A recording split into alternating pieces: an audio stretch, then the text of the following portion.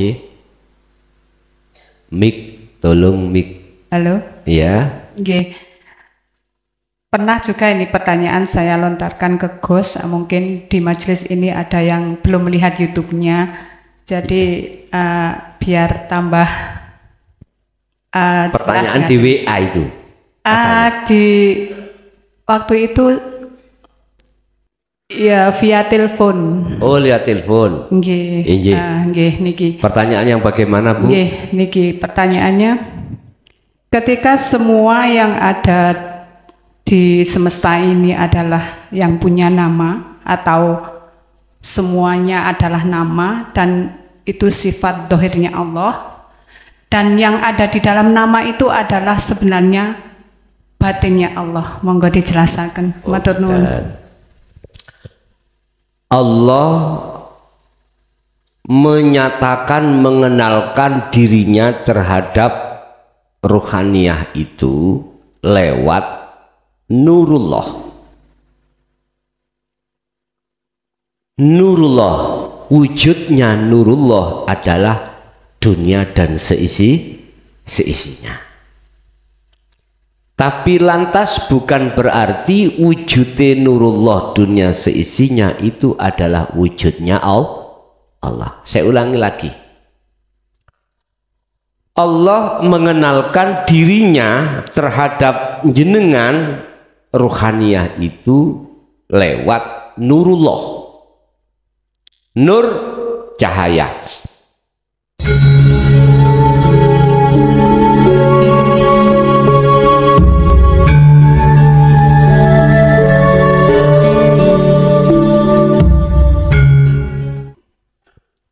Assalamualaikum warahmatullahi wabarakatuh. Waalaikumsalam warahmatullahi wabarakatuh. Derek tanglet Gus, kalau mau kan bahas nafsu nih. Ketika niat tidak menghadap Allah adab, berarti ini saya misalkan kita itu masih di fana ya, kadang menghadap, kadang lupa. Ketika lupa niku nopo istilahnya kita dalam belenggu nafsu. Ngata nomor setunggal, nomor kalihipun kedudukan surat Al-Fatihah ketika kita berdoa niku mohon dijabarkan. Nggih, niku mawon kula akhiri. Wassalamualaikum warahmatullahi wabarakatuh. Waalaikumsalam warahmatullahi wabarakatuh.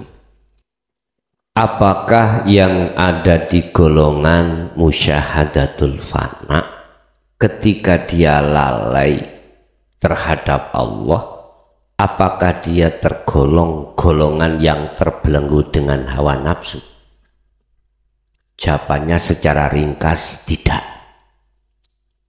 Wala adin wala bagin innallaha ghafurur rahim. Sebetulnya di dalam ruhaniyah beliau itu enggak kepingin jatuh dalam kubangan hawa nafsu. Bentuknya tidak kepingin, pasti Allah akan menarik lagi dia ke syuhud pada Allah. Entah momennya bagaimana. Satu. Dan dua, saya katakan itu bukan termasuk golongan yang terbelenggu, karena itu proses diri seorang musyahadatul fana yang harus alami. Makanya mengapa di dalam surat Al-Ahzab Allah katakan, ya ayyuhalladzina amanu dzkurullaha dzikron katsiron. Perbanyak zikir itu adalah proses perbanyak, karena ada kalanya orang yang berzikir isih lali, orang zikir masih lalai. Lebih bahaya orang lalai tidak berzikir daripada orang yang berzikir isih lalai. Ini yang kemarin kami bahas di dalam hikam ya. Apa itu? Pasal berapa itu? 57 kalau nggak salah. Lebih berbahaya orang lalai pada Allah tidak berzikir daripada lalainya orang pada Allah ketika dia berzikir. Makanya Allah katakan katsiron, perbanyak. Artinya perbanyak, jangan kita berputus asa walaupun zikir kita kadang-kadang jatuh.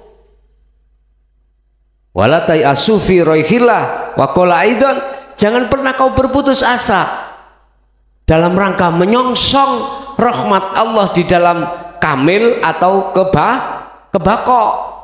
Teruskan, terus. Ikron kathiron, karena itu memang proses.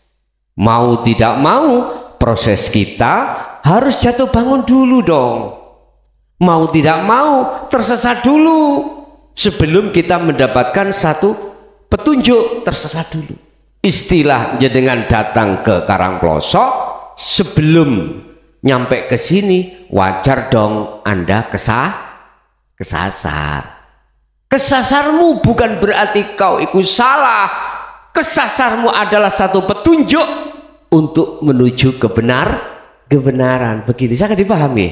Nek sampeyan boten putus asa, nek sampean putus asa beda malih lho ya. Niki di sana apa namanya? Ngepeh. Lah kok kita kesasar desa ngepoh. Iki ngepoh. Wes pekal. Mulai wes. Gak ditutupno, gak takok-takok dan lain sebagainya. Itu bentuk putus asa kita. Nuju desa ngepeh, ketemu desa pokoknya aja ngepuh ya. Pokoknya aja ngepoh lah. Lah kok kita wis ning ati ki dewangi mlaku ado-ado, jalan jauh-jauh, sudah mal. Ya gimana? Putus asa. Kembali lagi.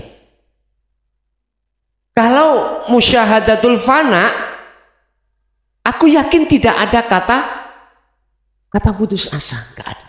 Makanya Allah kasih tahu dzikron katsiron, perbanyak. Artinya walaupun kau zikir itu kadangkala kau itu adalah lupa ya, masuk dalam gubangan nafsu, jangan putus asa, perbanyak terus. Makanya jenengan tanya kan gini, bagaimana amriye supaya kami itu tidak hilang zikir saya pada Allah. Yo mlebu nang gone maksum. Lah gampang toh? Jawabannya ke situ. Cuman prosesnya ke maksum bagaimana? Wadhkur isma rabbika bukrata wa asila, pagi sampai sore, wa minal laili, malam juga begitu. Sibukkan ruhaniyahmu lewat napas dan lain sebagainya, selalu berzikir pada Allah. Terus ngoten niku nafsu bantah. Lah kak nyambut gawe Gus. Lah terus bagaimana nyambut?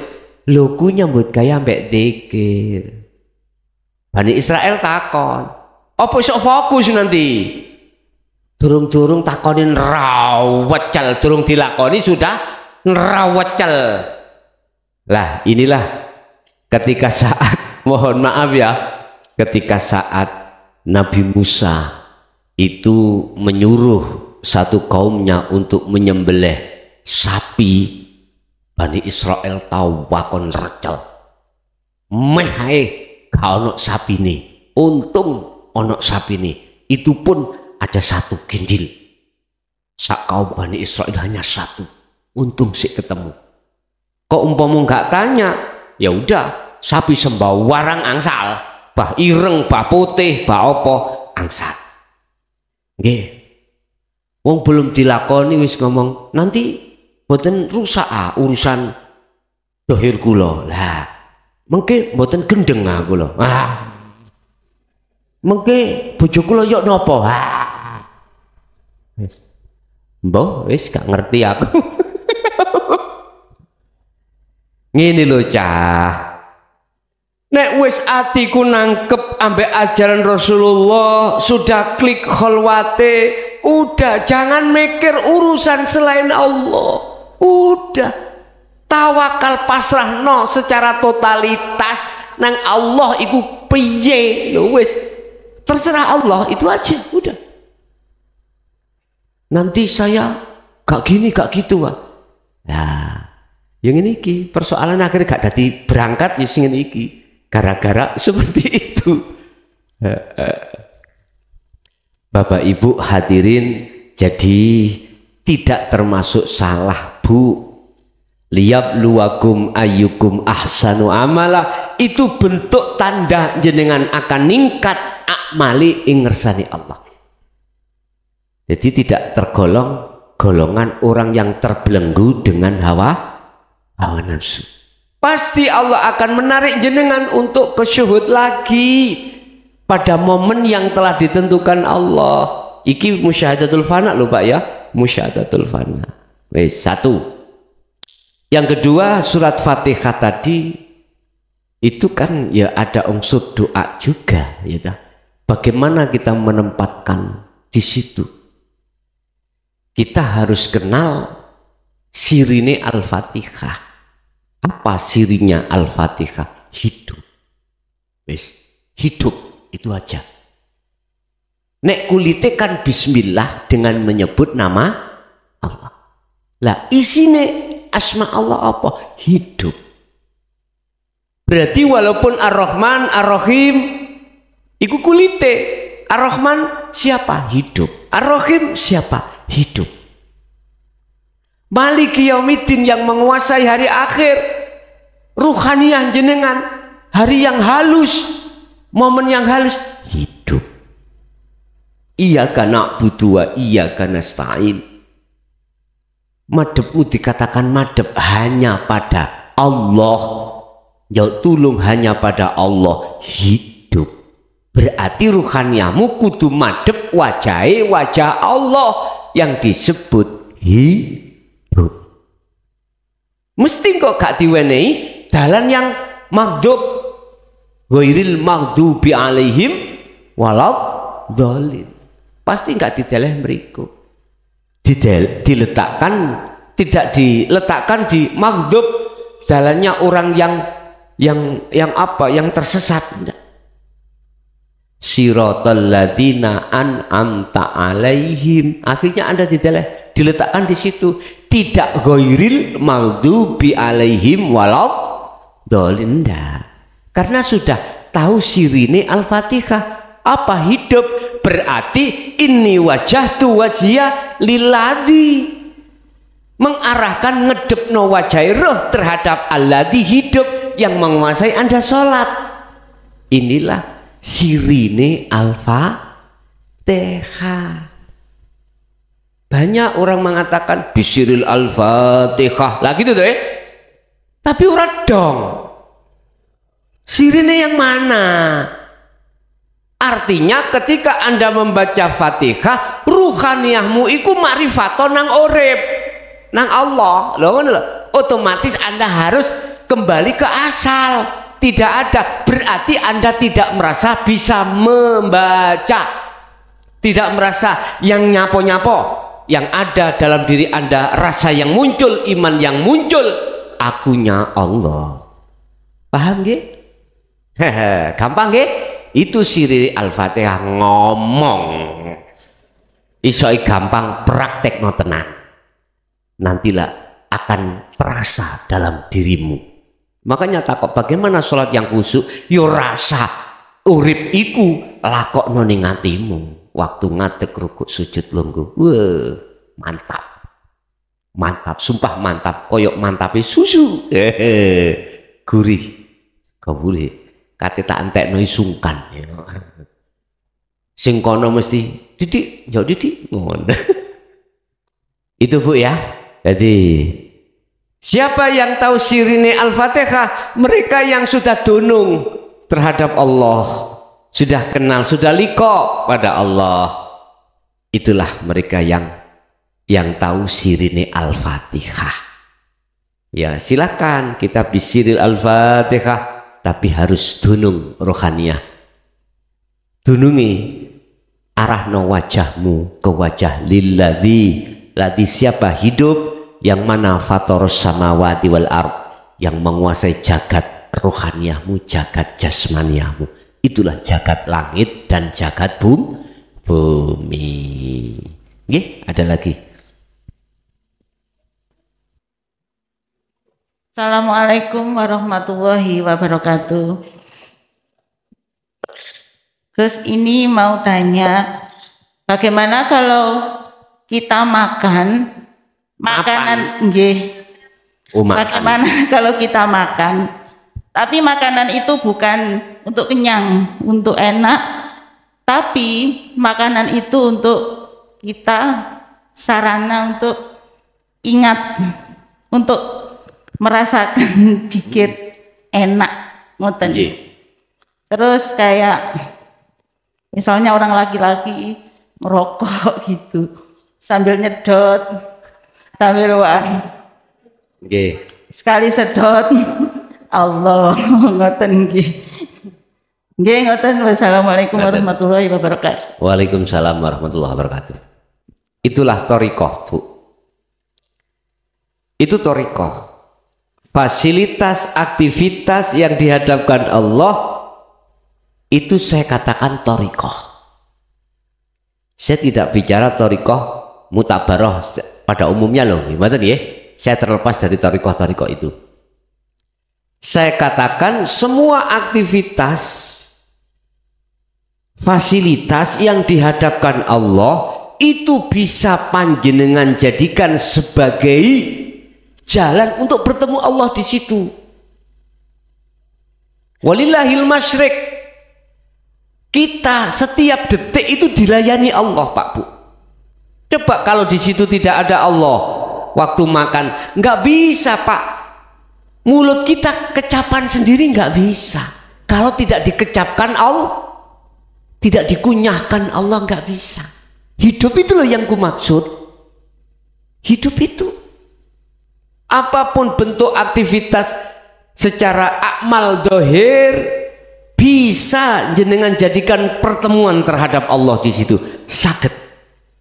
Yang terpenting kuncinya sudah sampai bawa. Apa? Nafi isbat. Itulah zikir sirul asror. Gini ku. Saged, Bu. Apapun saged. Salat iku nggih thariqah, Pak. Ngaji nggih thariqah, dahar ya thariqah. Semua apa amal yang ada pada diri kita dari datangnya dari Allah itu adalah kesebut thariqah. Tapi bukan thariqah jumhur pada umumnya loh, bukan ya? Bukan. Sing penting jenengan iku ruh kunci nih ketemu Allah di situ. Mohon maaf kalau kita bertanya, umpama ono sing nyangkal, oh itu bukan thariqah, Gus. Bukan. Thariqah yo ini. Bla bla bla bla bla bla. Si aku tanya. Kita ilmiah ya, kita bicara ilmiah. Aku tanya, Rasulullah Muhammad dulu itu thariqahnya apa? Meneng, njegik-jek kayak ugek-ugek. Ayo jawab. Ternyata saya jawab sendiri dengan pertanyaan sendiri. Semua aktivitas yang terjadi pada beliau, apapun tanpa kecuali, beliau senantiasa bertemu Allah di situ. Sholat tahajudnya dijadikan thariqah. Sholat 5 waktunya dijadikan thariqah. Lah kalau sebelum Isra Mi'raj beliau thariqahnya apa? Cara menyembahnya bagaimana? Lah gitu loh. Ini pertanyaan yang semakin dewasa ya, Pak. Semakin dewasa. Kalau sudah Isra Mi'raj, sholat, nyembahnya Rasulullah lewat sholat, nah mudah anak TK bisa jawab. Nah, sekarang pertanyaannya apa? Caranya bagaimana Rasulullah menyembah Tuhannya Allah sebelum Isra Mi'raj? Millata Ibrahim Hanifah. Buka surat Al-Baqarah 38 apa 39 saya lupa. Ngikuti nenek moyangnya. Siapa? Nabi Ibrahim. Semua aktivitas yang terjadi pada beliau beliau jadikan sebagai alat lahan untuk bertemu Allah. Makanya mohon maaf nek ono sing nyalahno orang waktu macul atine temu Allah dikir, mohon maaf tak belo. Waktu meditasi nyumet haihu apa dupo disalahno tak belo, tak belo dengan catatan awakmu gak ngundang setan, dengan catatan awakmu betul-betul zikir dengan membawa sirul asar bertemu Allah, monggo mboten masalah. Kadang bukan dupo Pak, menyan Arab dicampur kayu garu. Oh, suasana cek anu sakral. Meniku tonggoli sing gak paham, penyembah beralang. Nyun sewu, kalau ruhaniyahnya itu berangkatnya itu untuk likok pada Allah, suluk wusul sirul asar, tak belo, tak belo. Bener itu. Allah tidak melihat hal-hal yang seperti itu, tergantung jenengan memakai model yang bagaimana, medianya terserah. Bahasa Thariqah di dalam mutabaroh ini ikut yang sir A, B, C, D, silakan. Sing penting bisa likok usul datang Gusti Allah. Lewat jalan mana bisa Pak? Gak usah jenengan di Thariqah itu bener no Thariqah, nyalah no Thariqah wong liya. Jangan. Ojo bos, iku gak apik bos. Engko malah mempengaruhi sulukmu wusul nang Allah. Gak lekas-lekas. Wow, kalau gak Thariqah saya gak mutabaroh. Mohon maaf. Sing kono ya gitu ngomong gitu. Sudah ono. Ayo sing rukun. Kabeh iku dalan kenek lewat disilahkan, sing penting tutuk nggon. Tutuk nggon. Nggih. Wis gak usah dipermasalahno sing lewat jalur Syekh Abdul Qadir Jailani, sing lewat jalur macam-macam ya. Wis sing penting rukun. Justru kerukunanmu iku akan terjawab ketika sudah ada di tempat. Artinya sudah sampai. Gak mungkin sampai sampai membahas yang wis talwanti, enggak, wis menikmati apa yang ada di depan itu. Bah sing pakai dalan lewat etan, lewat kulon, bahkan sing lewat ekstrim, nggak apa-apa, silahkan. Ekstrim itu dalan sing dibenci oleh masyarakat. Pahami maksud kula? Gak disenengi. Padahal itu dalan. Monggo wong liya memang koyoke duduk dalan. Karena ini apa? Rowo-rowo. Tapi bisakah Anda lewati? Bisa. Nanti kalau sering Anda lewati maka terbentuklah dalan setap. Baru ngomong oh iya dalan. Padahal sebelumnya terjadi setapak itu bisa Anda jadikan sebagai jalan untuk sampai pada tujuan. Wis ayo sing rukun mana lah, bah sing agama iki agama itu, bah sing Thariqah ini Thariqah itu, gendera ini gendera itu. Wis sekarang sing khilaf ditutup. Ayo fokus bagaimana caranya bisa wusul ing ngersane Allah. Gak usah gegeran terus. Aku yakin gak akan wusul suluk sampean gak akan wusul. Sudah, ayo kita pikirkan bagaimana suluk kita itu bisa wusul cepet ing ngersane Allah sebelum jenengan kali kula sedo iku ae lho wis. Bah sing mlebu Thariqah kae, bah Thariqah kae wis baban. Jadi makan bisa Pak Bu jenengan jadikan sebagai Thariqah jalan bertemu Allah.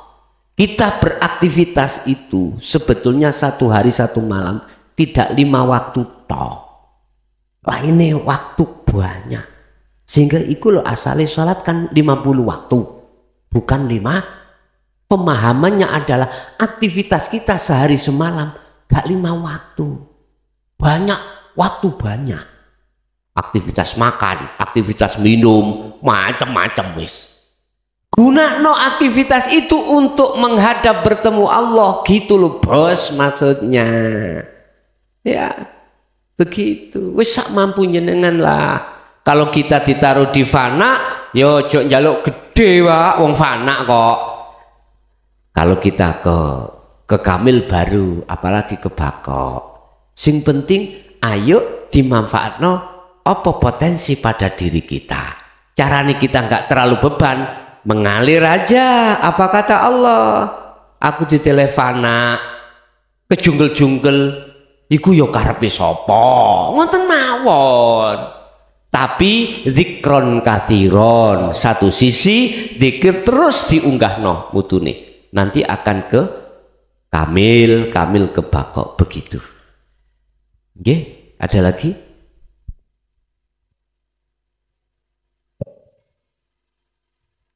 Assalamualaikum warahmatullahi wabarakatuh. Ini ada request dari jamaah Jakarta menanyakan bagaimana cara memandang segala sesuatu di luar diri bahwa itu wujudnya Allah. Itu aja. Assalamualaikum warahmatullahi wabarakatuh. Waalaikumsalam warahmatullahi wabarakatuh. Tiadakan perkara yang dianggap ada. Jangan kau jadikan itu sebagai tanda adanya yang ada. Jangan.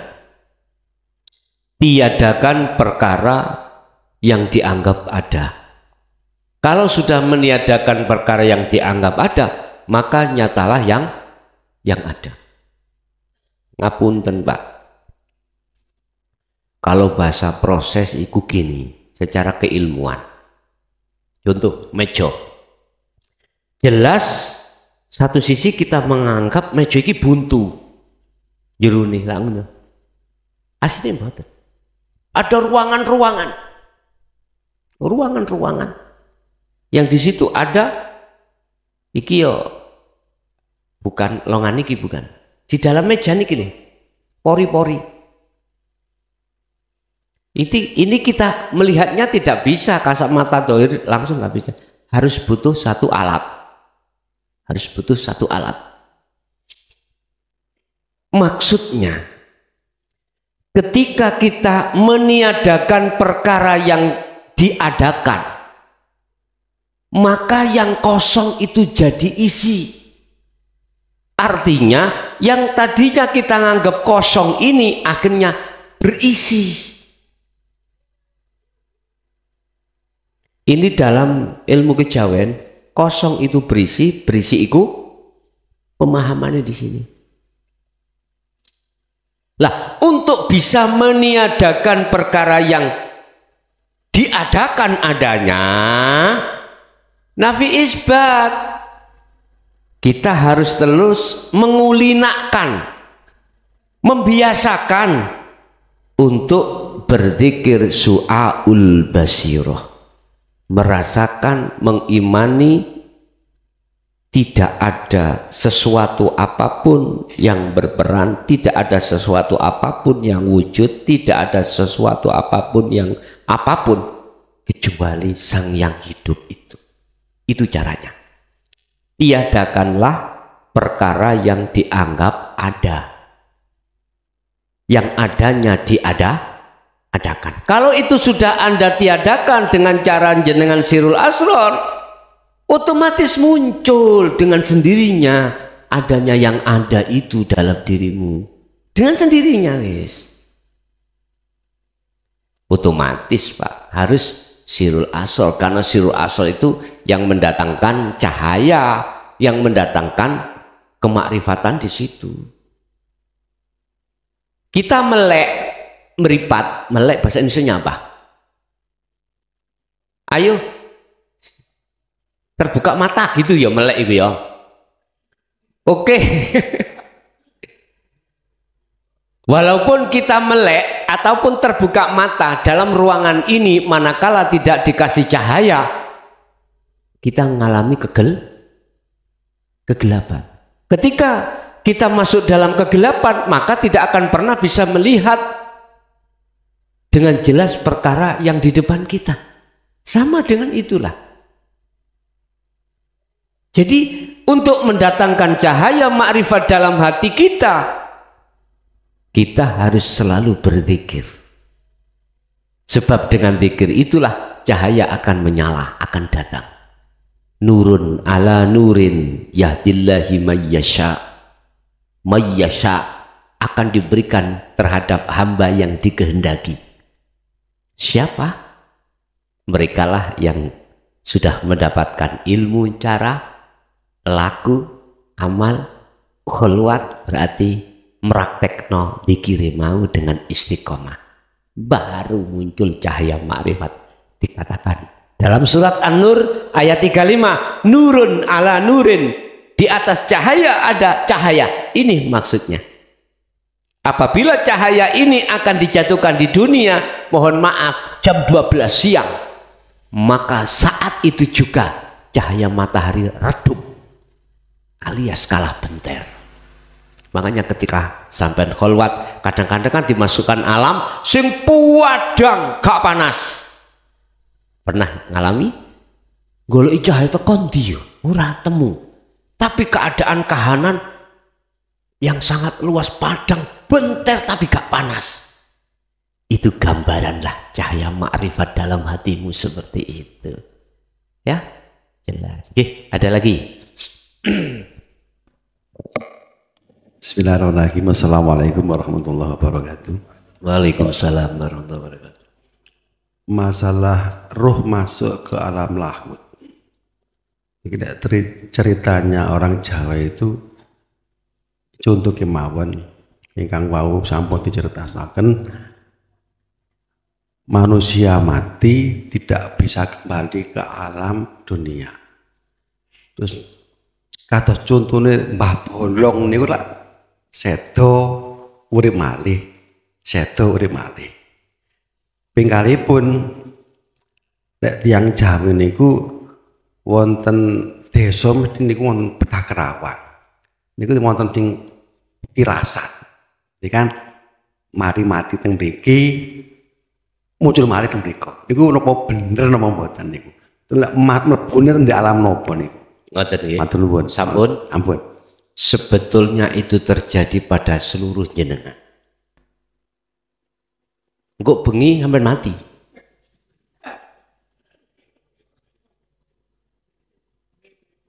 Bentuk syariati disebut tilem, tidur. Tidur. Besok ditangekne maneh. Sebetulnya itu, Pak. Maksud hakikatnya seperti itu. Orang yang cerdas hatinya, bukan akalnya, ketika dihadapkan Allah tidur, mesti jawab latihan latihan mati. Sebetulnya di situ. Orang yang cerdas hatinya itu hanyalah orang yang sudah menerima ajaran Rasulullah dan mengikuti Rasulullah. Itu yang ku maksud. Bukan cerdas akalnya loh, nggih. Cerdas hatinya. Cerdas hatinya. Pertanyaannya terhadap Mbah Bolong misalnya, apakah memang itu terjadi? Wong kita umat kan jari ini. Nggih? Jari ini. Tak jawab bisa terjadi. Semestinya itu adalah jawabannya terhadap diri kita. Sebetulnya itu berbentuk kita tidur, dibangunkan, tidur lagi dimatikan, dihidupkan lagi, dibangunkan lagi, ditidurkan lagi, dimatikan lagi. Bila mana itu dulu memang terjadi, sebetulnya itu maksud sebenarnya adalah jenengan diposisikan Allah di dalam makom musyahadatul fana. lali eling, lali syariate turu tangi. Cuman ketika saat itu bisa dialap sebagai pelajaran ndak? Sama dengan kejadian Al-Halat, kejadian Syekh Siti Jenar. Kita kan semuanya jari toh ya. Jari siapa? Pelem. Pertanyaan, apakah memang terjadi secara fisik? Nah gitu toh. Sebetulnya itu pelajaran, Pak. Pelajaran. Pelajaran yang bagaimana? Mengandung pelajaran yang bagaimana? Enggak ada hak yang namanya manusia mengatakan anak Allah. Al-Anbiya 29. Kantun menempatkan posisinya anak itu siapa? Kalau sampai menempatkan posisi anak itu di surat Al-Anbiya ayat 29, jelas syirik. Nggak boleh. Sebab belum kefanaan selain Allah. Tapi kalau sampai letakno Al-Anbiya ayat 25 boleh, karena sudah kefanaan selain Allah. Ngono lho bos, maksudnya itu. Gak moro bahasane dibunuh. Ndak. Mengandung pengertian pelajaran nafi isbat di situ. Al-Khalaq kan gara-gara mengatakan ana al-haq la fi jubati ilallah. Saya adalah Allah. Di dalam diriku tidak ada kecuali Allah. Lagi itu toh. Berhubung mereka yang belum melakukan nafi isbat, mesti menuduh Al-Khalat yang berkata. Gini masuknya di dalam surah Al-Anbiya ayat 29, nggak boleh. Pada saat itu, manakala Al-Khalat belum ruhaniyahnya belum nafi isbat, ya nggak boleh, memang nggak boleh Pak. Tetapi beliau manakala sudah nafi isbat, maka masuklah di dalam ayat 25 Al-Anbiya, la ilaha illa ana, tidak ada Tuhan kecuali aku. Makanya kalimatnya ana al-haq, saya adalah kebenaran, maksudnya saya adalah yang benar Allah. La fi jubati, tidak ada fi jubati di dalam jubah saya illallah, kecuali Allah. Langsung Pak, sing gak paham sungune metu, gak loro tok ngarep barang nyundang ini. Singkat cerita akhirnya Al-Khalat dihukum pancung lagi tuh sejarah. Begitu juga di Indonesia Syekh Siti Jenar. Pertanyaannya, betulkah itu terjadi secara fisik? Lagi gitu toh.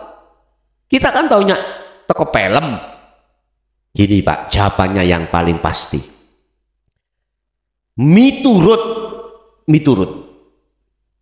keterangan penjelasan di film sing bunuh kan Raden Said atas dasar perintah dari sunan yang lain. Lah gitu toh.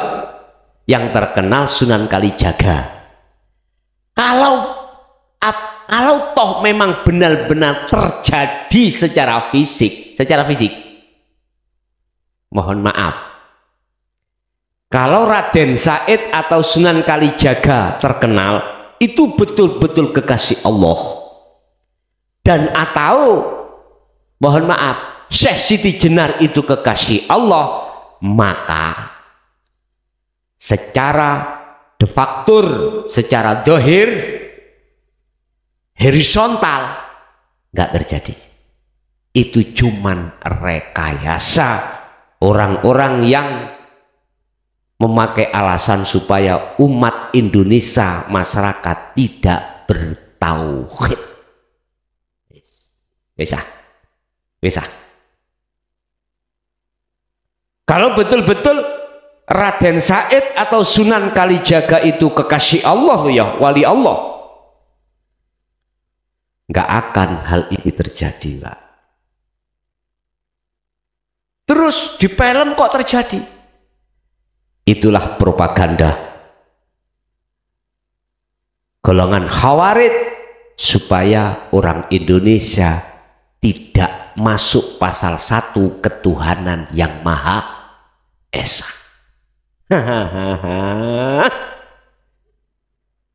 Bisa jelas ya?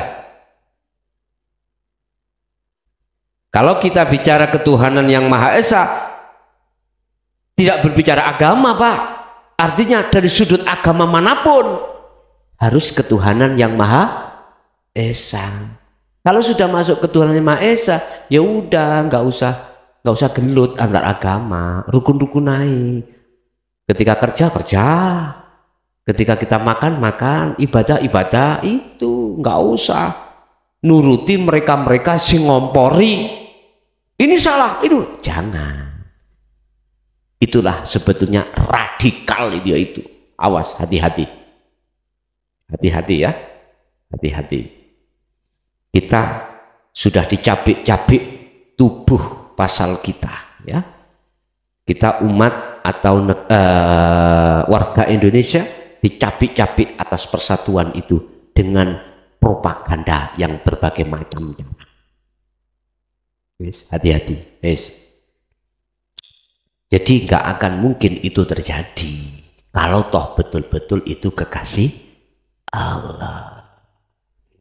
Jadi Pak, sebetulnya itu adalah ayat. Urusan terjadi dan tidak terjadi secara fisik, kados Mbah Bolong tadi ya,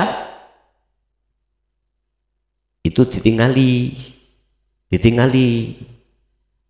Yang mengandung pengertian sebetulnya itu kita itu sering dimatikan Allah, yaitu lewat mimpi. Cuman cerdas enggak rohaniah kita? Kalau enggak cerdas, mesti nggih, alah itu kembangi wong turu, alah itu dan lain sebagainya. Padahal itu latihan kita kembali pada Allah. Ketika jenengan mati seperti itu, ketika Anda tidur seperti itu, otomatis tidak tahu keadaan fisik, Pak.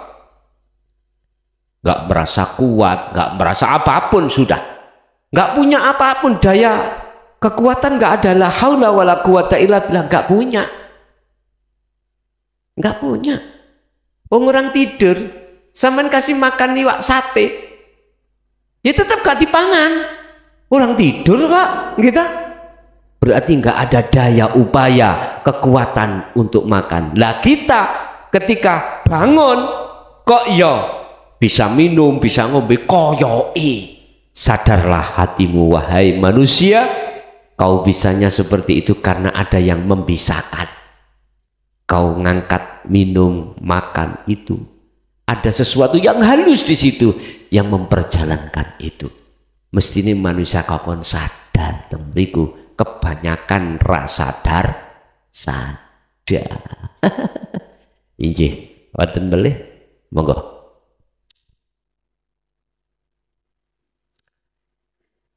Iki di luar dikasih waktu mboten? Oke.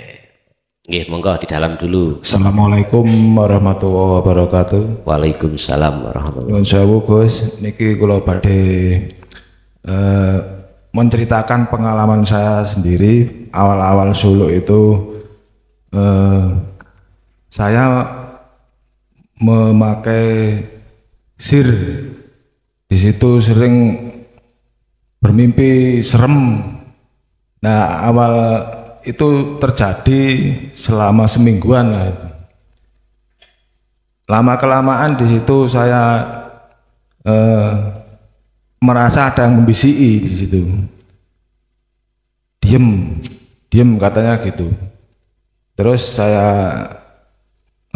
jalani, hati merasa tenang dan nyaman, terang, terus bening, merasa damai itu. Itu selama seminggu saya merasakan sering mimpi serem itu. Terus saya jalankan terus ini dalam meditasi kok kosong gitu Bang Gus. Itu bagaimana Gus? Ngoten mawon. Assalamualaikum warahmatullahi wabarakatuh. Waalaikumsalam warahmatullahi wabarakatuh. Tatkala zikir sir jenengan itu disertakan sirul asrar dan panjenengan tadi mengalami satu kekosongan. Di dalam kekosongan itu manakala keakuan makhluk itu enggak muncul, maka itulah alam musyahadah. Alam di mana yang menyaksikan dan yang disaksikan itu pelakunya tunggal. Yang melihat dan yang dilihat pelakunya satu. Siapa? Allah. Dalilnya ada.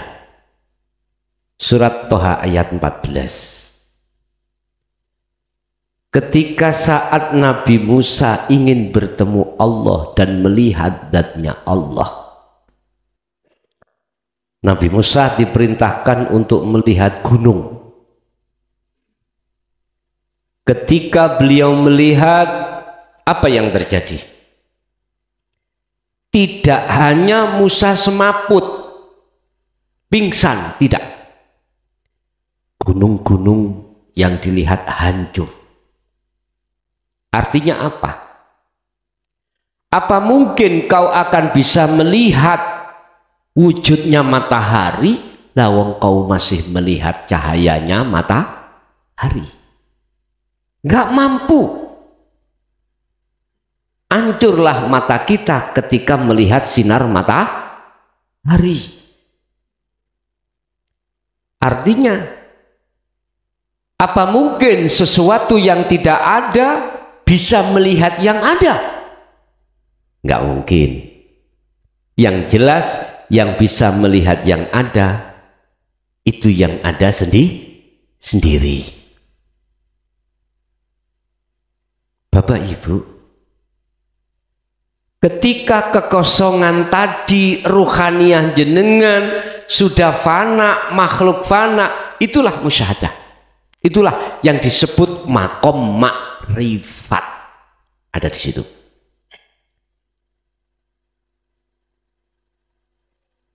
Tandanya apa? Kembali pada ruhaniyah kita. Gambarane ning ati sampean iku sudah tidak pernah tampil sang berperan itu selain daripada Allah. Sudah tidak ada. Itu gambarannya. Hati jenengan sudah yakin dan merasakan selain Allah itu sudah tidak ada, dan atau yang berperan hanyalah sang yang hidup itu gambaran orang makrifat, yang artinya sebetulnya yang merasakan dan yang dirasakan, yang melihat dan yang dilihat itu satu pelaku. Innani, sesungguhnya saya, ana, yo saya, iku Allah, sing disebut Allah. La ilaha illa ana, dan tidak ada Tuhan kecuali saya. Oleh sebab itu fa'budni, arahkanlah ruhaniyahmu ni ingsun Allah. Wa aqimis shalah, tegakkanlah nyawijimu didikri untuk ingat padanya. Wa akim, dan jagalah, wa aqimis shalah, kalau bahasa syariat tegakkanlah, jagalah salat, didikri, hanya untuk mengingatku. Ingat artinya sadar kembali, merasakan semuanya yang berperan adalah Allah. Wis ngene nek kurang cetha kudu tak jejek cocotmu. Dari Gusti Allah ngono ae. Nek dibanding ambek dhisik lho ya. jek moe Gusti Allah sabar dadi ya wis gak apa-apa ya tak tutno karepmu. Kok aku dadi Gusti Allah tak kencet Allah pun guyon Pak ya guyon. Jadi di situ nggih tetapi kalau ketika saat kekosongan itu keakuan kita masih muncul, berarti itu ada di alam muka sapa gitu, alam muka sapa. Saya nggak tanya jenengan sudah kenafian atau tidak, enggak, aku cuman jabarno kedua-duanya. Saya lebih baik meriksa atiku dewi daripada meriksa orang lah. Hikami kan ngono, sibukno atimu mriksa atimu dhewe, ojo gemampang mriksa atine wong liya. Sibukkanlah hatimu untuk evaluasi diri daripada evaluasi terhadap orang lain. Hikam pasal piro itu lali aku. Nggih, ada lagi? Ije. Mik, tolong mik. Halo. Iya. Nggih. Pernah juga ini pertanyaan saya lontarkan ke Gus, mungkin di majelis ini ada yang belum melihat YouTube-nya, jadi biar tambah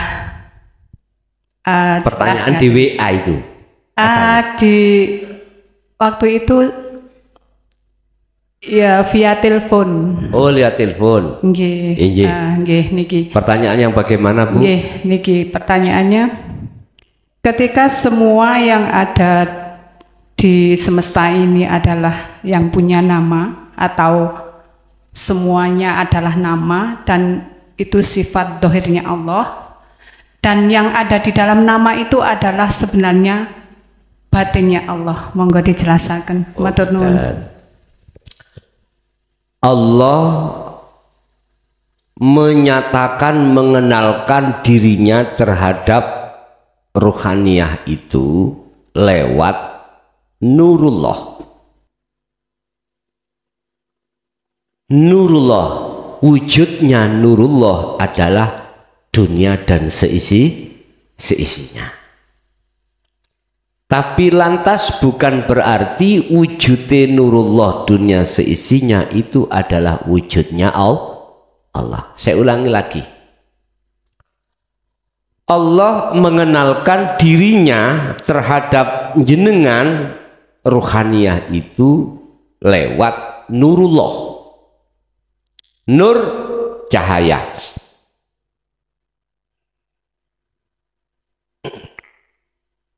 Kalau gosok nggih. Oke. Wah, keliru. Wis gak wani aku.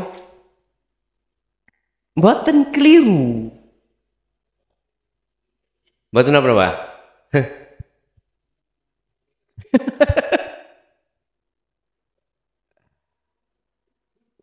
Alladzi. Masa iso tak gedhekne ya swara Bapak napa?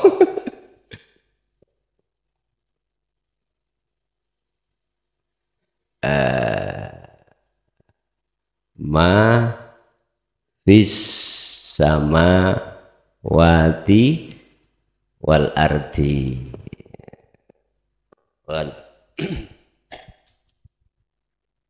Zat atau hidup secara syariat kita sebut Allah sebagai Khalik. Mengenalkan dirinya terhadap ruh jenengan itu lewat nurullah. Nur cahaya Allah, Allah cahayanya Allah.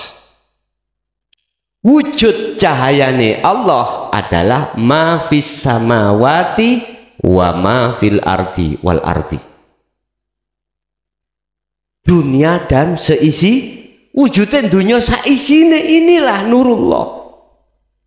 Tapi bukan perkara wujudnya dunia dan seisinya itu wujudnya Allah.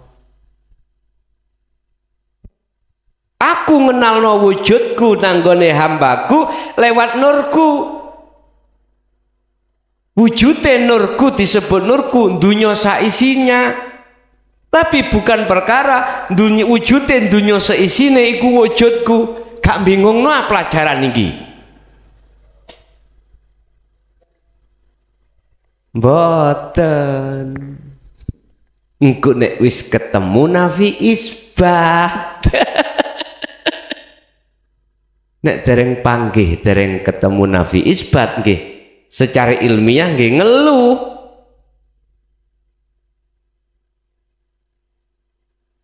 Wis.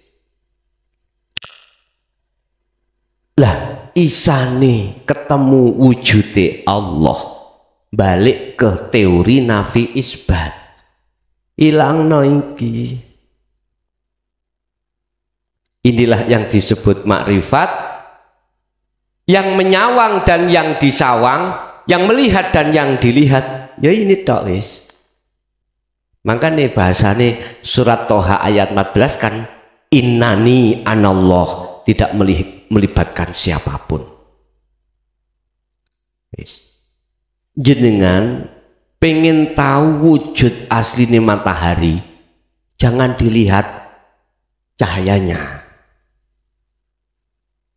Kalau jenengan melihat cahayanya nggak mampu.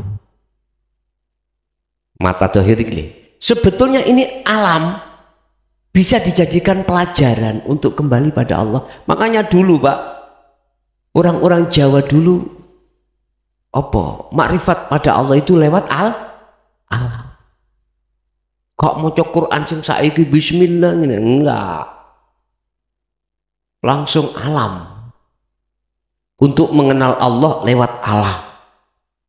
Saya sarujuk dengan hal itu. Untuk mengenal Allah berbagai macam cara. Tidak hanya saklek. Kudu lewat iki. Enggak. Luas Pak. Luas bagaikan lautan tanpa bertepi Pak. Bagaikan lautan tanpa bertepi. Bapak Ibu hadirin jamaah rahimakumullah. Ya cahayane iki sampean terobos, sampean ojo ndelok ngarepe cahaya, sampean harus melihat belakangnya cahaya gitu loh. Artinya fanakan dulu rasa iman selain Allah itu ada, baru engkau akan nyatalah wujudnya Allah itu. Itulah yang kusebut nafi isbat. Paham nggih? Lah terus bisa jadi saya katakan sebagai wasilah jenjang atau proses jenengan iki nafi isbat sebagai proses. Artinya cahaya nur iki nurullah iki sebagai proses sampean. Inilah bentuk innalillahi wa inna ilaihi raji'un. Bisa raji'un kalau ini sudah tiada, sudah ditiadakan, baru raji'un wis dikatakan raji'un. Secara fisik memang kita gembul dengan nurullah, oke. Tapi ruhaniyah kita jangan gembul fisik, jangan gembul nurullah. Tiadakan nurullah. Sampai harus masuk pada zatnya, pada hidupnya. Baru Pak. Ingat, wa nahnu aqrabu ilaihi min hablil warid. Ayat ini bagaimana? Aku ini lebih dekat daripada urat nadi. Ini bagaimana ayat? Hidup itu yang tidak ada batas. Aqrabu min hablil warid. Lebih dekat daripada urat nadi. Tiadakan urat nadi, tiadakan semuanya. Baru nggak ada jarak. Itulah ahad. Caranya Yasu'ul basiro, sampai harus sampai ke ainul basiro. Baru cetoh temeriku pun. Oh gitu. Lah untuk ke ainul basiro ya tekanan tinggi su'aul basiro digedekne baru ketemu ainul basiro. Begitu Ibu. Nggih. Wonten melih?